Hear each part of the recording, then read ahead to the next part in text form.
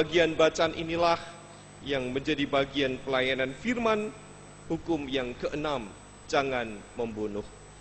Namun bersama-sama kita memohon pertolongan dan penyertaan agar Roh Kudus menyertai kita semua.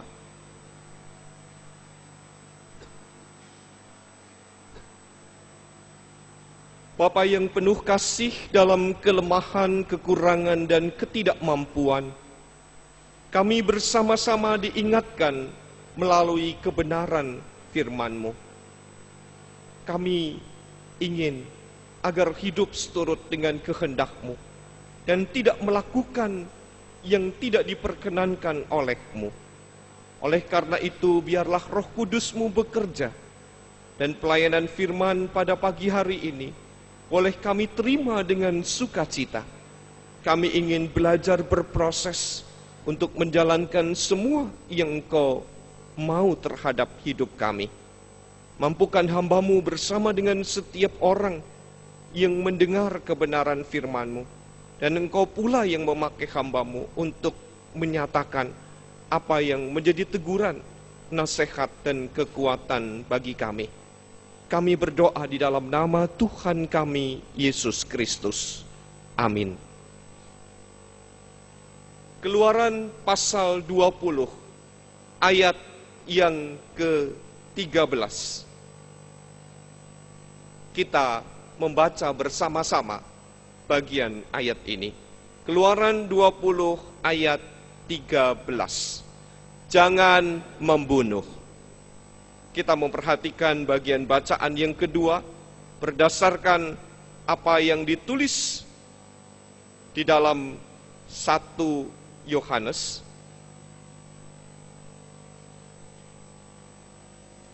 dari kitab Perjanjian Baru, bukan Injil Yohanes, tetapi surat Yohanes yang pertama, pasal yang ketiga, ayat 11 sampai dengan ayat 16. Sebab inilah berita yang telah kamu dengar dari mulanya, yaitu bahwa kita harus saling mengasihi. Bukan seperti Kain yang berasal dari si jahat dan yang membunuh adiknya. Dan apakah sebabnya ia membunuhnya?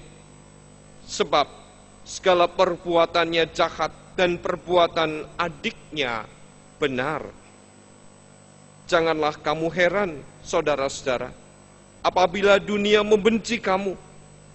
Kita tahu bahwa kita sudah berpindah dari dalam maut ke dalam hidup, yaitu karena kita mengasihi saudara kita. Barang siapa tidak mengasihi, ia tetap di dalam maut. Setiap orang yang membenci saudaranya adalah seorang pembunuh manusia. Dan kamu tahu bahwa tidak ada seorang pembunuh yang tetap memiliki hidup yang kekal di dalam dirinya. Demikianlah kita ketahui kasih Kristus, yaitu bahwa Ia telah menyerahkan nyawanya untuk kita. Jadi kita pun wajib menyerahkan nyawa kita untuk saudara-saudara kita. Demikianlah pembacaan firman Tuhan untuk kita pada pagi hari ini. Berbahagialah setiap orang yang mendengar firman Tuhan serta bersedia memeliharanya. Haleluya. Haleluya. Haleluya. Haleluya.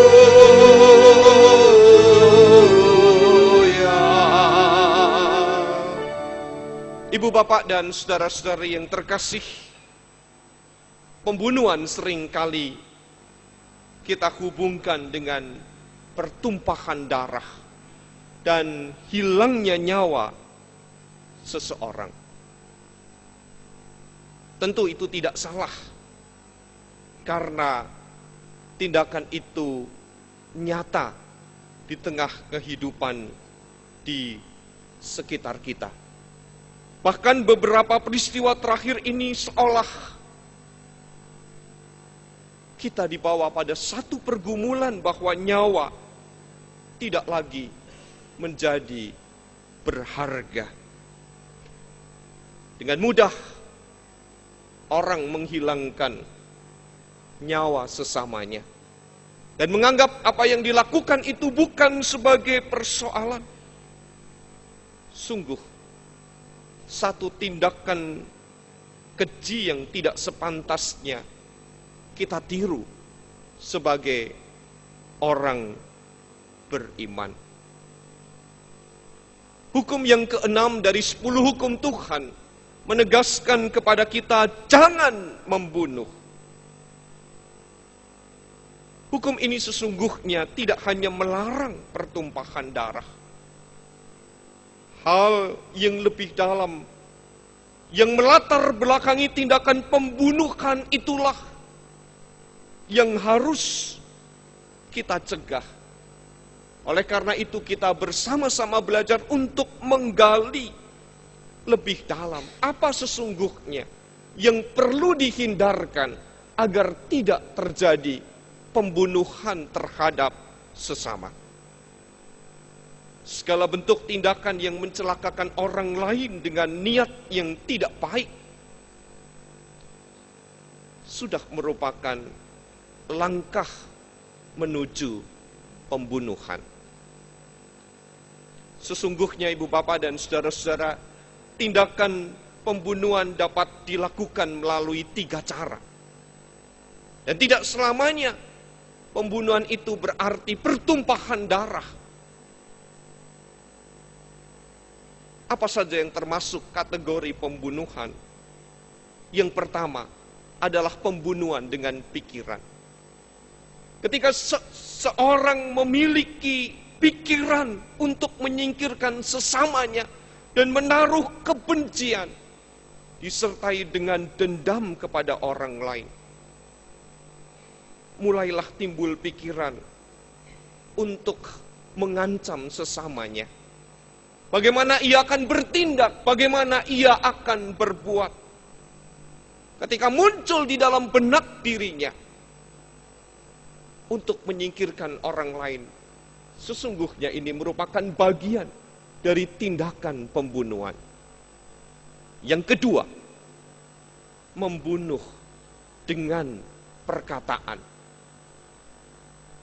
Apa yang dimaksud dengan membunuh dengan perkataan itu, ibu bapak dan saudara yang terkasih? Yaitu segala bentuk ungkapan melalui apa yang keluar dari mulut seseorang. Mulai dari mengutuk, memaki, mengumpat, mengadukan ketidakbenaran pada pihak lain, bahkan juga memfitnah yang seringkali dianggap sebagai tindakan yang lebih kejam dari pembunuhan. Yang ketiga, membunuh dengan perbuatan. Yaitu segala bentuk tindakan yang dilakukan untuk membinasakan diri, baik diri sendiri maupun untuk membinasakan orang lain, yang disertai dengan kekerasan, memukul, menembak, memarang, mematahkan leher orang lain, atau mendorong orang dari tempat yang tinggi sampai terjatuh, adalah tindakan yang nyata dalam bentuk perbuatan. Apa yang seringkali dilakukan oleh kita, ibu bapak, dan barangkali kita tidak menganggap bahwa kita ini sebagai pembunuh, dan kita menganggap diri kita tidak melanggar hukum yang keenam karena kita tidak membunuh sesama kita dengan cara menumpahkan darah mereka sampai menuju kematian. Bukankah demi mendapatkan keuntungan sebesar-besarnya, seorang pedagang yang bersaing dengan pedagang lain di pasar mulai berpikir bagaimana cara menyingkirkan pedagang yang dianggap menjadi saingannya? Muncullah di dalam benaknya melalui akal pikiran. Mulailah kebencian terhadap pedagang lain. Dan dia mengatakan kepada orang-orang yang akan berbelanja bahwa dagangan yang dijual oleh tetangga sekitarnya itu adalah dagangan yang kualitasnya kurang baik. Apalagi kalau pedagang di sebelahnya adalah orang Kristen, isu sara seringkali dimunculkan bahwa dagangan itu mengandung babi. Padahal benar-benar yang dijual adalah daging babi kalengan. Ya betul kan? Mengandung babi. Isu semacam itu sudah mulai pada tindakan untuk mendapatkan keuntungan sebesar-besarnya. Hingga akhirnya tidak hanya dengan kata-kata yang keluar dari pikirannya, namun dengan uang ia membayar preman dan untuk mempengaruhi pembeli dan memaksa agar pedagang-pedagang lain berbelanja di kios atau warung miliknya. Memang pedagang itu tidak melakukan pertumpahan darah, namun yang terjadi adalah pembunuhan karakter agar dirinya mendapat pelanggan yang sebanyak-banyak, termasuk orang-orang baru. Tidak peduli pedagang lain itu gulung tikar atau semakin merugi. Yang terpenting adalah hasil yang diperoleh. Kita juga diajak untuk bertanya kepada diri kita masing-masing.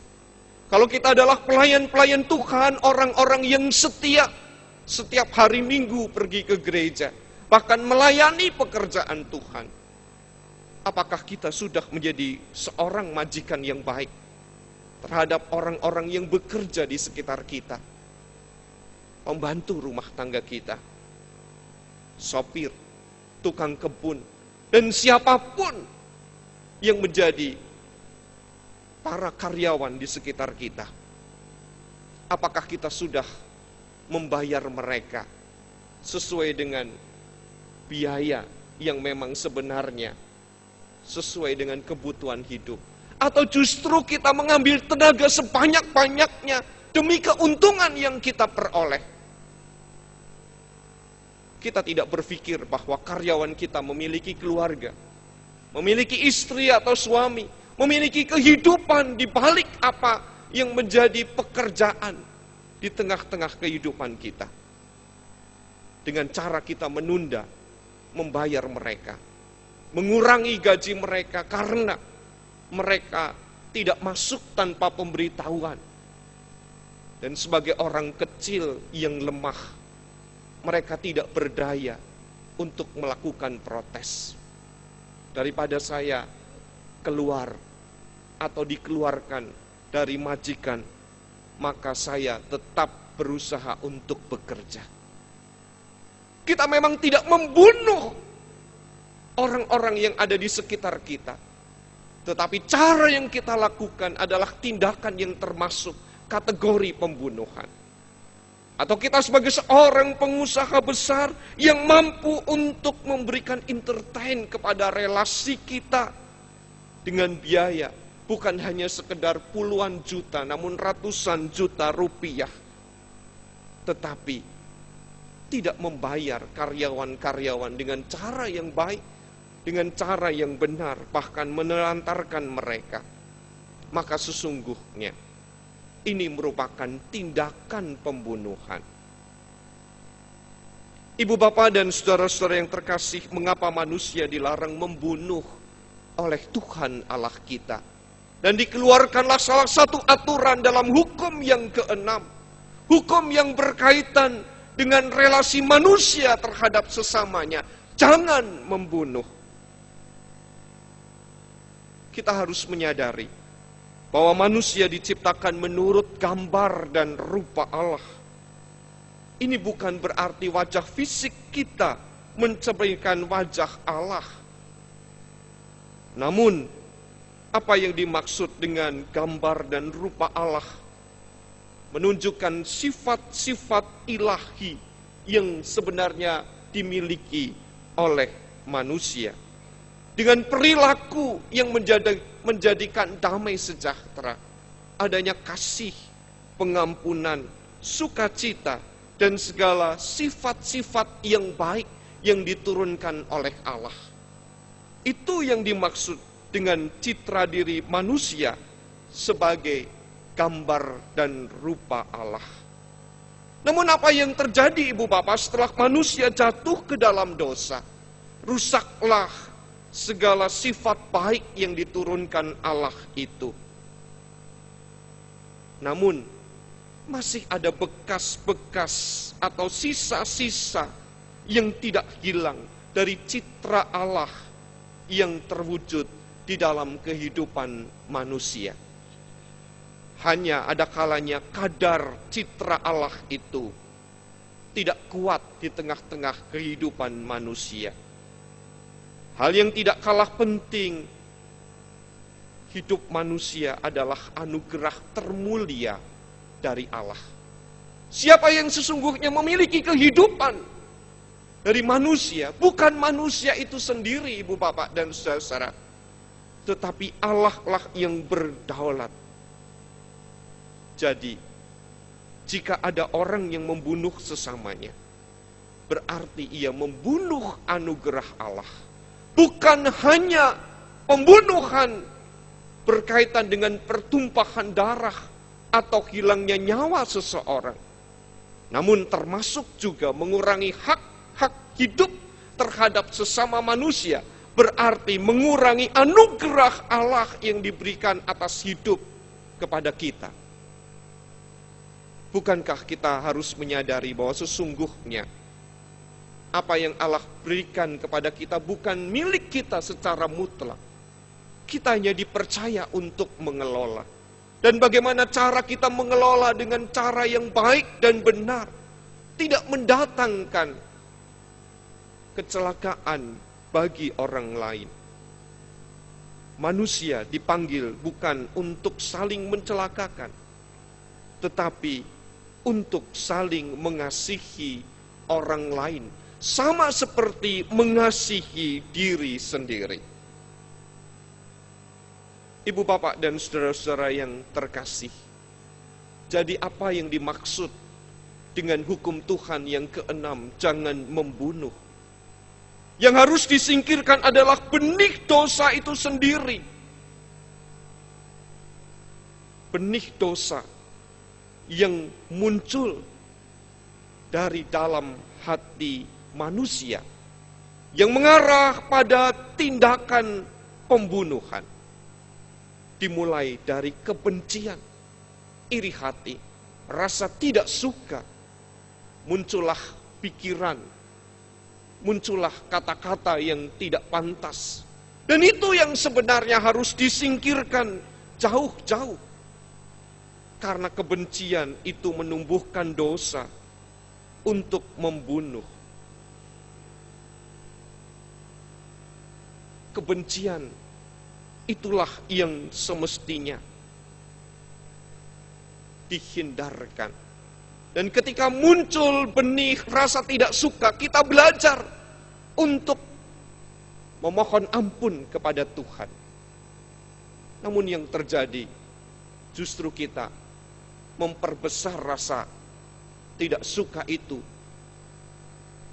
Benih itu dibiarkan untuk bertumbuh. Hingga akhirnya benih itu mulai berkembang dan akhirnya menjadi besar. Kisah Kain dan Habil yang termuat dalam kitab Kejadian merupakan peristiwa pembunuhan terbesar di dunia. Mengapa termasuk peristiwa pembunuhan terbesar di dunia? Karena Kain membunuh 1/4 penduduk dunia. Saat itu disebutkan hanya ada 4 orang. Adam, Hawa, Kain, dan Habil. Jadi seorang yang dibunuh, berarti 1/4 penduduk dunia saat itu dibunuh oleh saudaranya sendiri. Kisah yang dimuat kembali dalam bacaan kedua dari 1 Yohanes 3 ayat 11 sampai dengan 16. Sesungguhnya mengingatkan kepada kita semua agar tidak terulang apa yang pernah terjadi. Permasalahan bukan pada persoalan persembahan yang semestinya untuk memuliakan Allah, yang melatar belakangi pertikaian, petaka yang akhirnya menganggap bukan sekedar karena Kain ini sebagai abang, sebagai kakaknya yang merasa ditolak oleh Allah. Bukan pula karena bentuk persembahan yang berupa hasil bumi dan yang diterima Allah itu ternak seperti yang dilakukan oleh Habil. Tetapi pada persoalan hati dari dua bersaudara yang tidak lagi memiliki kasih. Kasih sebagai citra Allah, yaitu adanya kesediaan untuk menerima kenyataan. Memang bukan perkara yang mudah. Seolah pada waktu itu Kain menganggap dirinya tidak berguna. Namun tidak menyadari latar belakang mengapa ia tidak memberikan yang terbaik kepada Tuhan. Karena ia melakukan tindakan itu dengan cara sembrono. Ia melakukan tindakan dengan seenaknya sendiri. Sementara Habil mempersiapkan apa yang terbaik untuk Tuhan dengan sikap yang tidak asal-asalan. Pembunuhan dimulai dari niat untuk menyingkirkan orang yang sebenarnya perlu dikasihi, yang sebenarnya perlu dilindungi, yang sebenarnya menjadi rekan sekerja di tengah-tengah kehidupan dan pelayanan. Ketika kebencian mulai muncul, pikiran yang ada di dalam diri Kain adalah bagaimana niat untuk menghabisi saudaranya. Ia mengajak berbicara. Namun pembicaraan itu tentu bukan pembicaraan yang sedap. Pembicaraan yang tidak enak. Hingga akhirnya dilakukanlah kekerasan. Sampai pertumpahan darah itu terjadi. Hilangnya kasih dan citra diri manusia sebagai gambar dan rupa Allah di dalam kehidupan Kain itu telah mengancam dan membinasakan orang yang ada di dekatnya. Jadi, hukum keenam yang menegaskan kepada kita, jangan membunuh. Sesungguhnya saya, ibu bapa dan saudara-saudara diingatkan untuk berbuat sabar. Sabar terhadap orang-orang di sekitar kita. Sabar terhadap segala peristiwa yang melukai, menyakitkan, bahkan mungkin melecehkan kehidupan kita. Apapun keberadaan kita. Pada bulan keluarga ini kita diingatkan, bagi siapapun yang terpanggil di tengah-tengah kehidupannya berkeluarga, dengan adanya ayah, ibu, anak-anak, dan orang-orang di sekitar kita. Baik keluarga yang masih utuh, maupun keluarga yang tidak utuh lagi karena salah satu telah dipanggil pulang oleh Tuhan. Dan firman ini juga menegaskan kepada kita bukan hanya mereka yang telah berkeluarga, yang hidup sendiri pun sesungguhnya merupakan bagian dari keluarga. Baik keluarga besarnya, maupun keluarga di tengah-tengah komunitas kehidupan berjemaat. Keluarga yang adalah gereja. Seperti tema besar dalam bulan keluarga tahun 2013 ini. Sesungguhnya mengingatkan kepada kita semua bahwa kita adalah keluarga yang semestinya memiliki kasih. Yang membawa diri citra Allah di tengah-tengah kehidupan di antara kita. Namun apa yang sering kali terjadi di tengah-tengah hidup yang nyata, ketika salah satu di antara kita berhasil, justru seringkali yang lain tidak ikut merasakan senang, tidak ikut merasakan sukacita. Muncullah iri hati, muncullah perasaan-perasaan culas di tengah-tengah kehidupan kita. Itu yang semestinya kita hindarkan. Kalaupun ada yang melukai kita, kita belajar untuk bersabar. Sekalipun kita diperlakukan dengan kejahatan, maka janganlah kita membalas kejahatan dengan kejahatan, tetapi balaslah kejahatan itu dengan kebaikan. Ini perkara yang tidak mudah, dan itu adalah kasih Ibu Bapak. Kesediaan untuk berkorban, yang berarti tidak membalas kejahatan dengan kejahatan.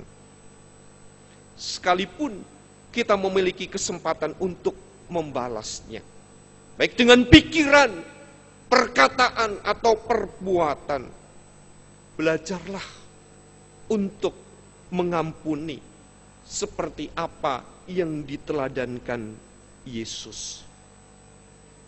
Mengampuni bukan berarti kalah, Ibu Bapak. Mengampuni justru menunjukkan kemenangan secara iman, kemenangan rohani atas apa yang kita perjuangkan sebagai pengikut Kristus. Lalu apa artinya kalau kita membenci saudara kita, membenci teman kita, dan memperbesar masalah yang akhirnya tidak dapat diselesaikan karena menganggap dirinya tersinggung dengan uang yang dimiliki, mampu untuk membayar pihak lain, baik preman, pengacara, atau lain-lainnya. Ibu Bapak, masalah ini bukan menunjukkan kehidupan Kristiani, namun kehidupan yang dilakukan oleh orang-orang yang tidak mengenal Allah. Ampunilah kami atas kesalahan kami, seperti kami mengampuni orang yang bersalah kepada kami. Ternyata bukan perkara yang mudah. Jika kita berani berkata di dalam doa Bapa kami yang kita panjatkan setiap hari, adakah kesadaran dari diri kita untuk menghilangkan kebencian, untuk menghilangkan niat buruk kita, agar tidak semakin memperparah keadaan. Kesediaan diri untuk menyadari, menjadi pengikut Kristus, akhirnya membawa pada pengampunan, pembunuhan, bukan hanya pertumpahan darah, namun justru dimulainya arah yang menuju pada tindakan yang lebih besar. Dijauhkanlah kiranya kita sebagai orang beriman dari perasaan dengki, iri, curiga, perkataan yang culas, perkataan yang mendatangkan makian, dan tindak kekerasan. Kita ingin menjadi pengikut-pengikut Kristus yang belajar untuk berdamai, belajar untuk melakukan kasih Allah yang nyata. Tuhan memberkati kita semua jika kita mampu untuk mewujudkan apa yang tidak mudah dan menjadi pergumulan di tengah hidup yang kita jalani. Amin.